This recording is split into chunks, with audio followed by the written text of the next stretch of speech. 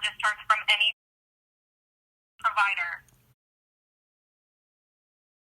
You were discharged from any provider due to non. You have to beware because if you're talking about RCPC, then that's called a retaliation, and it wasn't on my account that stopped. So that would be the only place that you would have.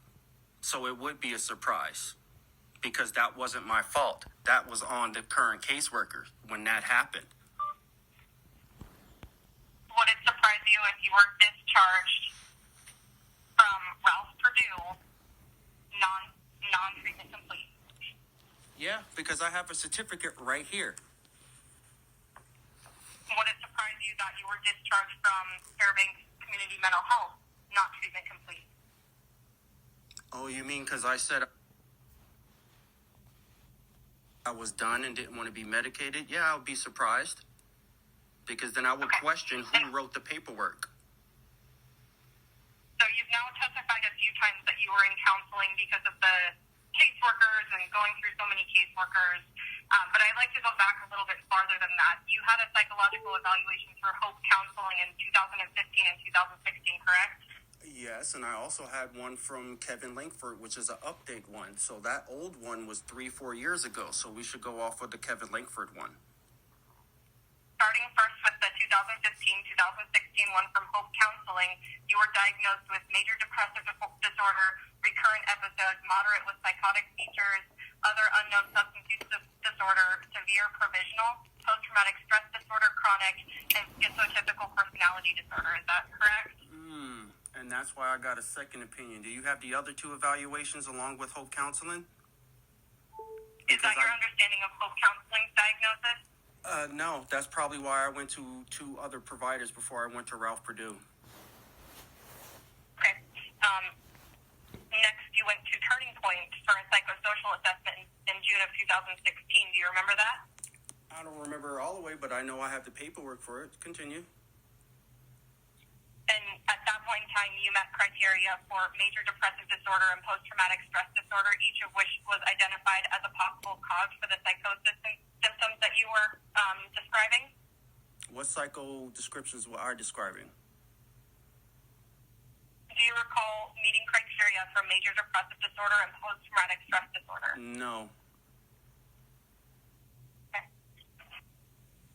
And do you recall Turning Point in 2006 recommending that you engage in outpatient counseling? That was probably a possibility, which turned me to going to Old Minto, which I graduated and have the certificate turned in for that. And you had another behavioral health assessment in 2018? That's possible.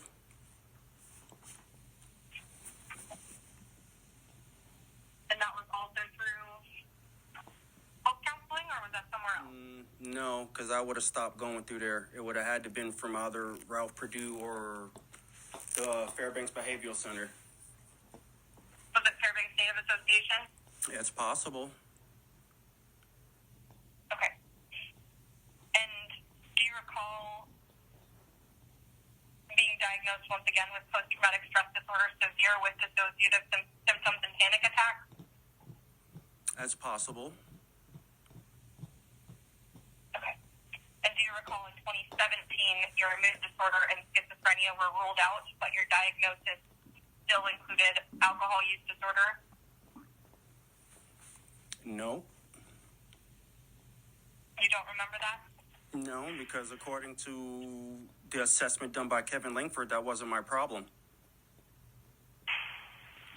And that wasn't my question. I'm still talking about in 2017. I understand what you're saying, but that's what led to that.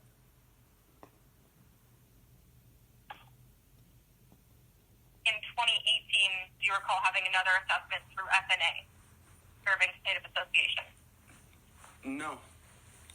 But I'm sure I got the paperwork for it. No? You think I really remember all those that I go through? That's why I keep paperwork. Okay. Well, let's go with what you do remember then. Your evaluation with Mr. Langford, Kevin Langford, in 2019. Is that correct? Oh, yeah. And Kevin Langford diagnosed you with persistent depressive disorder, adjustment disorder with mixed anxiety and depression, alcohol use disorder, moderate and cannabis use disorder moderate? Forgive me for asking a question with the question. Did you read the whole assessment? Because I have. And That wasn't my question. that's why I did said, Kevin Lankford forgive me. diagnose you? That's why I said, forgive me for asking a question with a question. Did you read the whole thing? Because I have. I've read that. It is totally contradicting what everything the state was saying against me. I read it. If you read it, you'll see.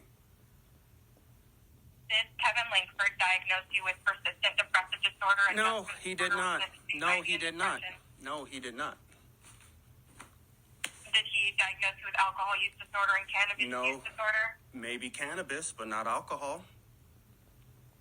Did he recommend that you participate in trauma-focused cognitive behavioral therapy? No.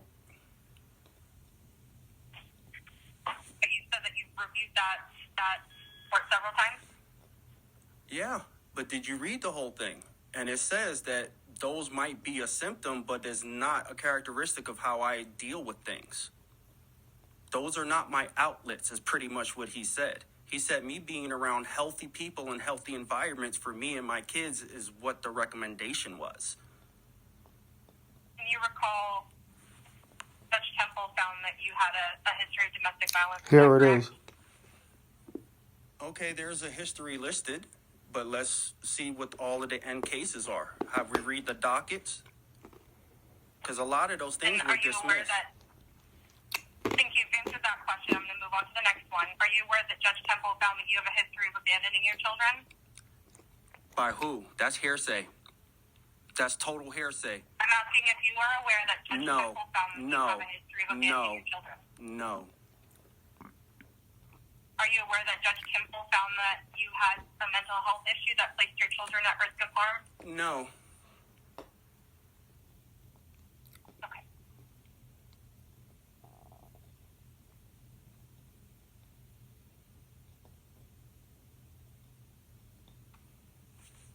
And Your Honor, if I may just have a moment to review my notes.